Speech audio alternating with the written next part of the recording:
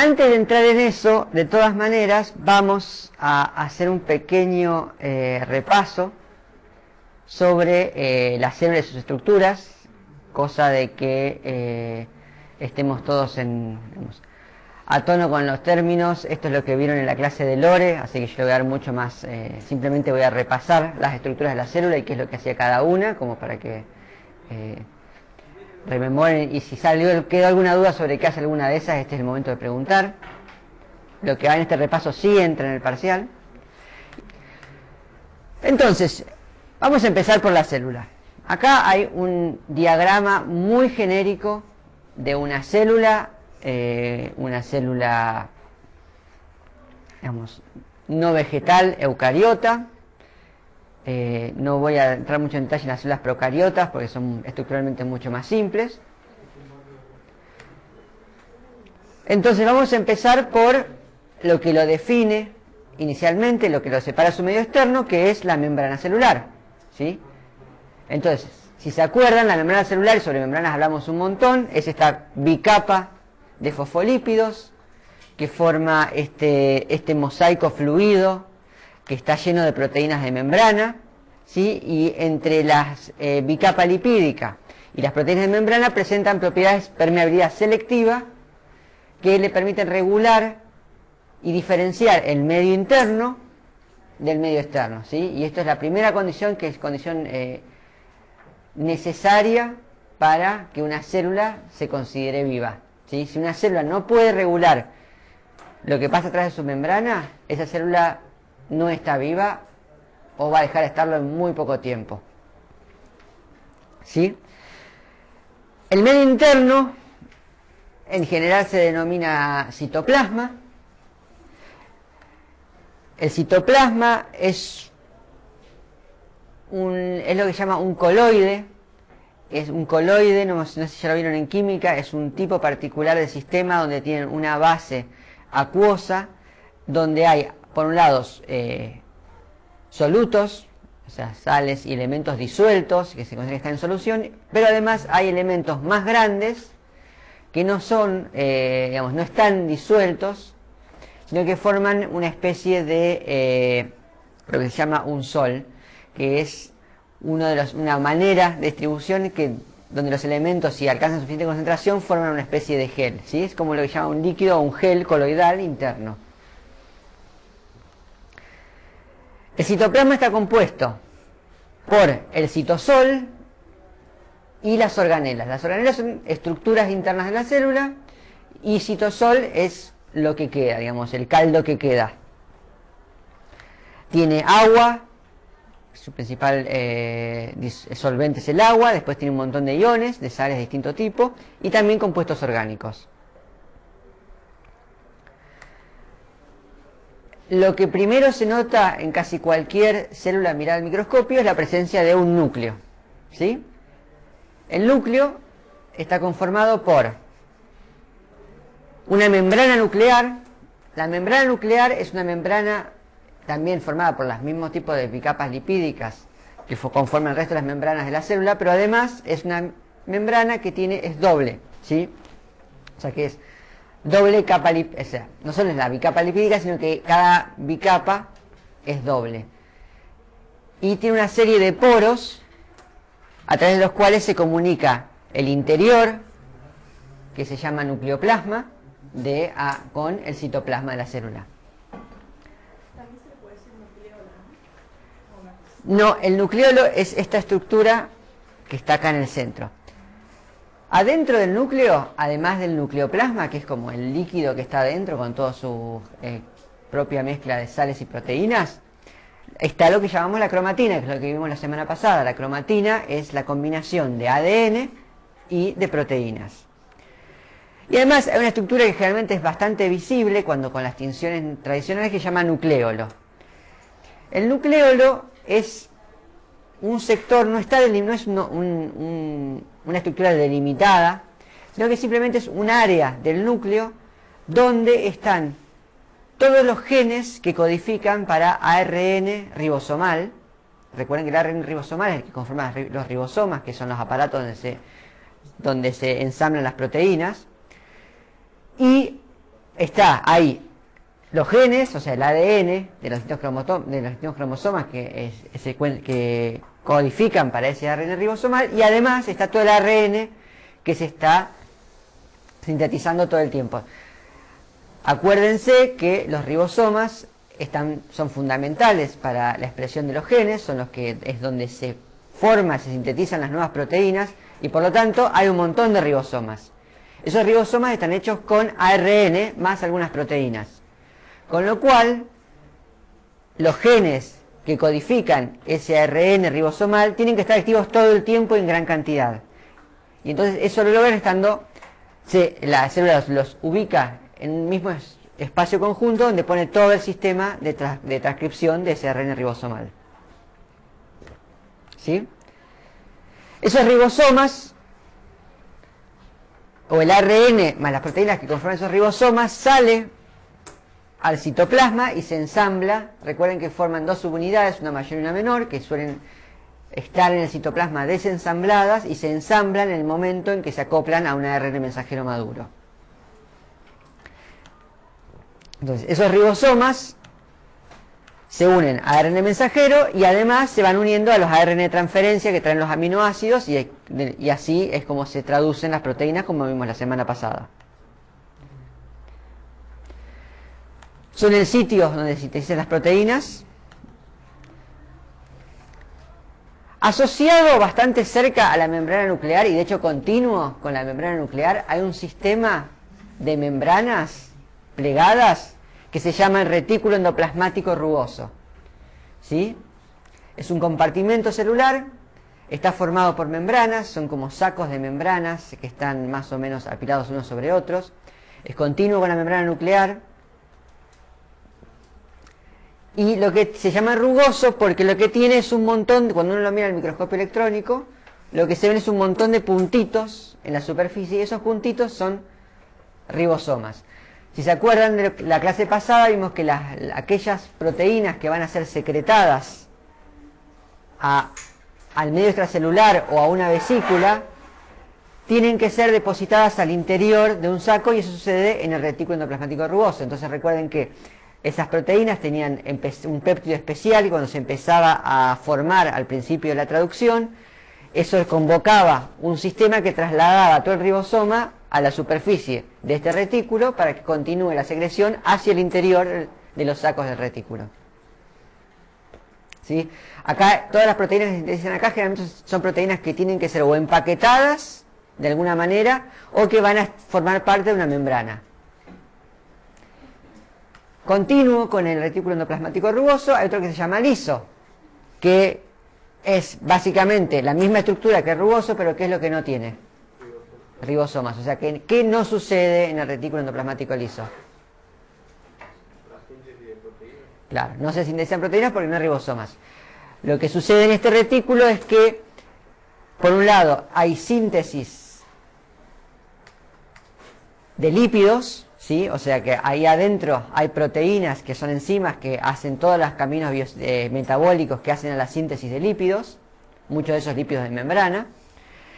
Y además acá también se procesan proteínas que llegaron desde el retículo rugoso, ¿sí? A donde se hace una serie de modificaciones que incluyen ponerle grupos de azúcares, grupos de lípidos, toda la elaboración posterior a la traducción de las proteínas se hace en ese retículo. También ocurren procesos de desintoxicación. Acá es donde van algunas de las... Se capturan algunas moléculas que son tóxicas para la célula en sacos separados, y ahí esas moléculas son procesadas por distintas enzimas para detoxificarlas. Y también ahí es donde ocurre el almacenamiento de calcio, ¿sí? El calcio es un catión intracelular muy importante que se utiliza en diversos procesos y que muchas veces para utilizarlo se usa en señalización, y por lo tanto lo que se hace es se libera de repente. Para liberar de repente algo tenéis que tener un stock guardado en algún lado, y el lugar donde eso sucede es en el retículo endoplasmático liso.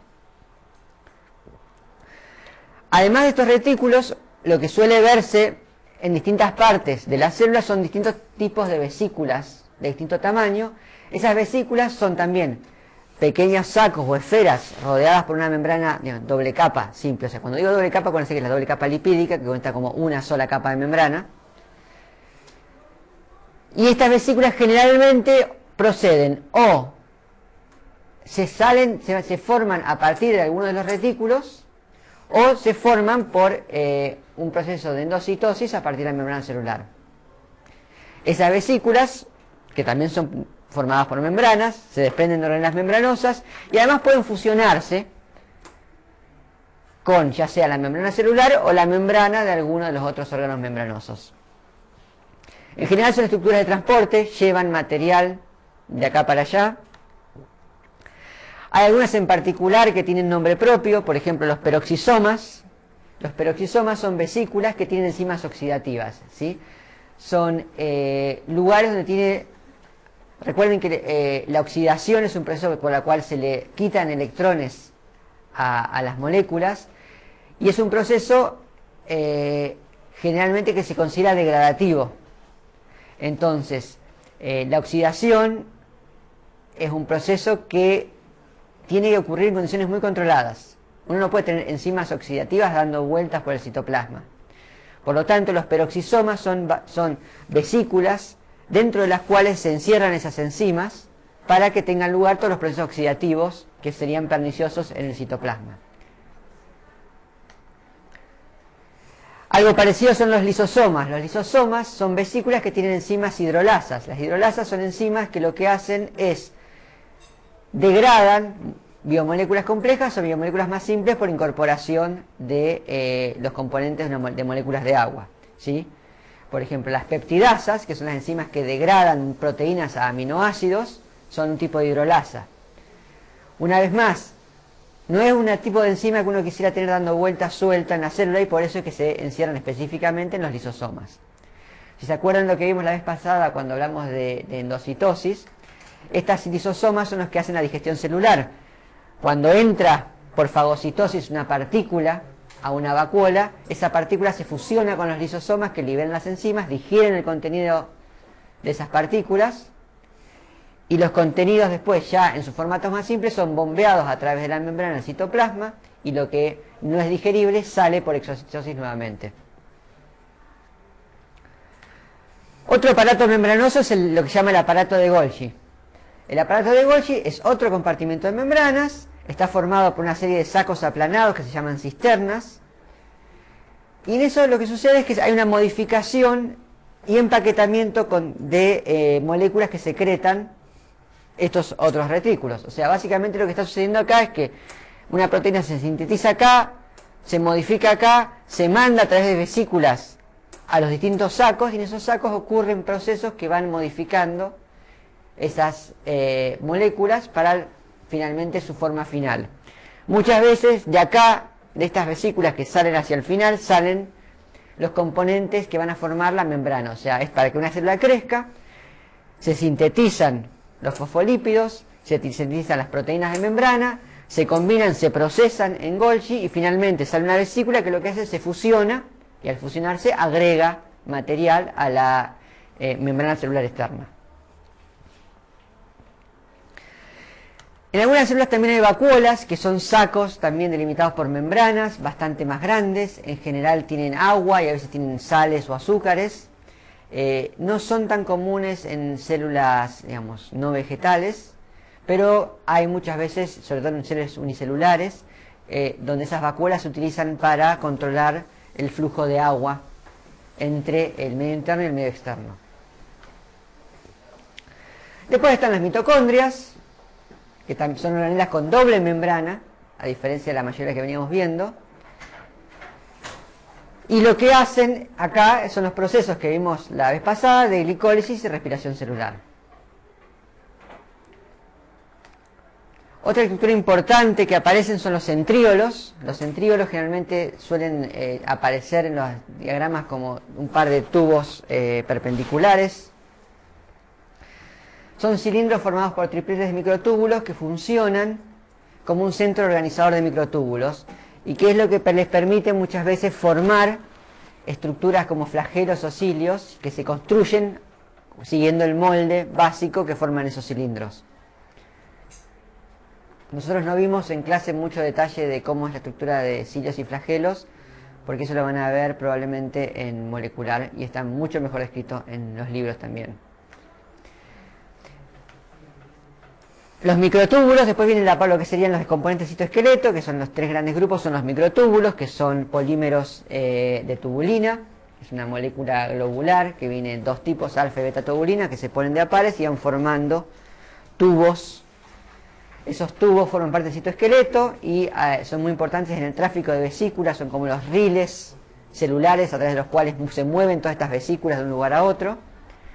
Y también son los que forman el uso mitótico que vimos la semana pasada, que va a engancharse a los cromosomas y llevar las cromátidas hermanas cada uno a una de las células hijas. Después hay una serie de filamentos llamados filamentos intermedios, que son proteínas fibrosas. Hay distinto tipo, lo que generalmente hacen es le dan cierto nivel de rigidez a las células.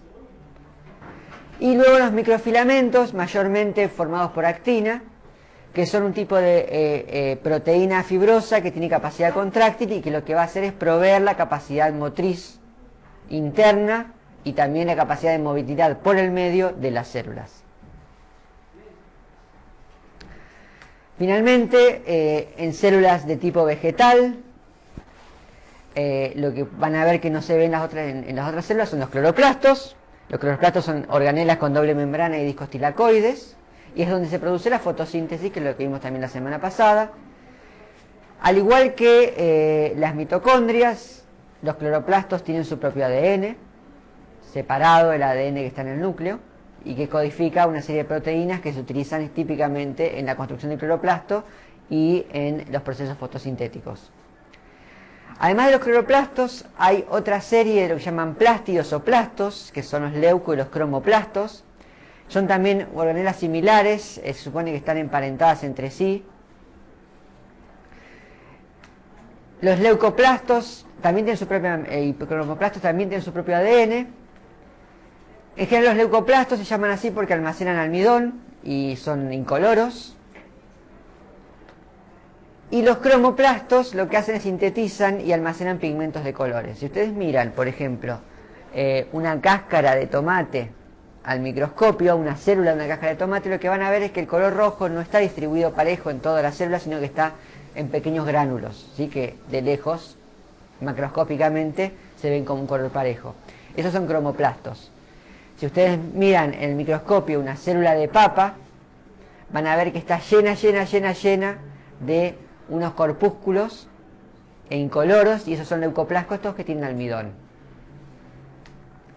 Y finalmente, otra cosa muy importante que hace muy distintas a las paredes a las células vegetales es la pared celular, ¿sí? En las plantas vasculares y clorofitas está formada por celulosa, que es un polímero de glucosa, y en hongos está formado por otra materia que se llama quitina, que también es otro polímero de carbohidratos. Y lo que hace es dar rigidez a la célula, y una cosa muy importante es que limita el crecimiento celular. O sea, las células que tienen una pared celular formada no pueden, esa pared no se puede estirar y crecer como crece la membrana celular. Por lo tanto, en el momento en que se termina de formar esa pared, se acaba el crecimiento de la célula, ¿sí?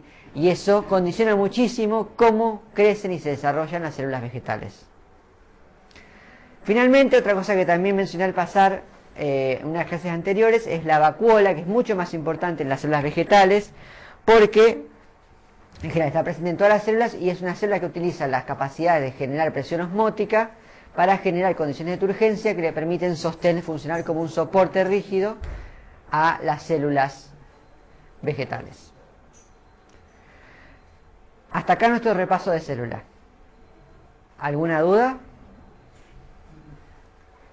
La pared de la membrana lipídica en las vegetales, o sea, ¿es también lipídica? La membrana celular es la misma. Por encima de la membrana celular están las paredes celulares. Sí. Tanto en plantas como en hongos como en bacterias tienen la pared celular por fuera de la membrana, y generalmente las paredes lo que se secretan digamos, los componentes se sintetizan en el interior de la célula en alguna de estas organelas que tienen esos sacos ahí adentro, y lo que sucede es que los contenidos salen, se fusionan, las vacuolas que tienen los contenidos con la membrana celular, y al fusionarse liberan los materiales que van a pasar a formar la pared celular. Con lo cual se forman, digamos, de afuera hacia adentro.